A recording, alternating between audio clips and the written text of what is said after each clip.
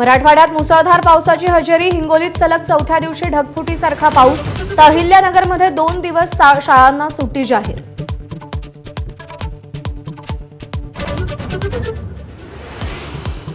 मुंबईसह उपनगरात जोरदार पाऊस. सखल भागात पाणी साचलं. मध्य रेल्वेची वाहतूक उशिरानं. पुण्यातही पावसाची दमदार हजेरी.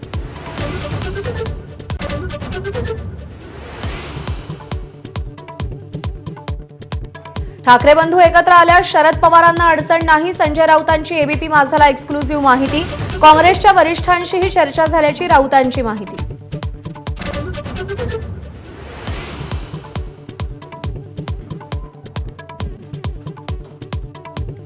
अनुसूचित जमाती प्रवर्गातून आरक्षण देण्याच्या मागणीसाठी बंजारा समाज आक्रमक. बीड आणि जालन्यात मोर्चा.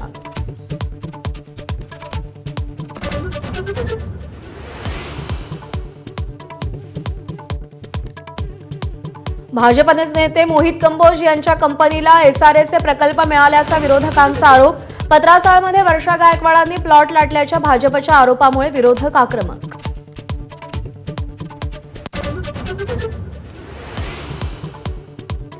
वादग्रस्त आयपीएस अधिकारी पूजा खेडकरच्या फरार आईवडिलांचा कसून शोध सुरू. पूजाच्या वडिलांनी ट्रकच्या हेल्परचं अपहरण केल्याचं उघड.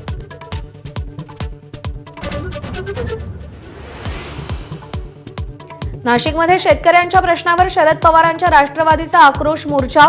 पक्षाचे महत्त्वाचे नेते मोर्चात सहभागी.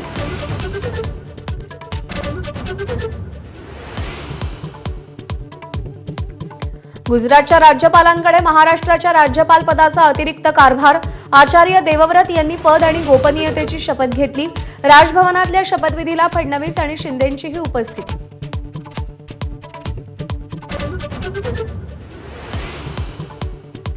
वक्फ कायदा पूर्णपणे स्थगित करण्यास सुप्रीम कोर्टाचा नकार. मात्र काही तरतुदींवर स्थगिती. 5 वर्ष इस्लाम असण्याची अट स्थगित. गैरमुस्लिम सदस्यांची संख्या 3 पर्यंतच ठेवण्याची अट.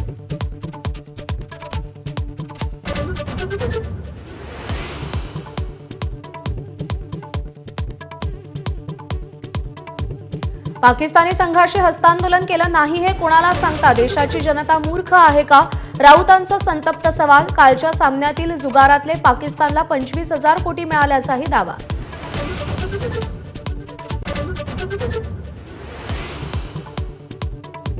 इन्कम टॅक्स रिटर्न भरण्याची आज शेवटची तारीख. मुदतीत आयटीआर न भरल्यास लेट फीसह दंड. 5 लाखांपेक्षा जास्त उत्पन्न असणाऱ्यांना 5,000चा दंड भरावा लागेल.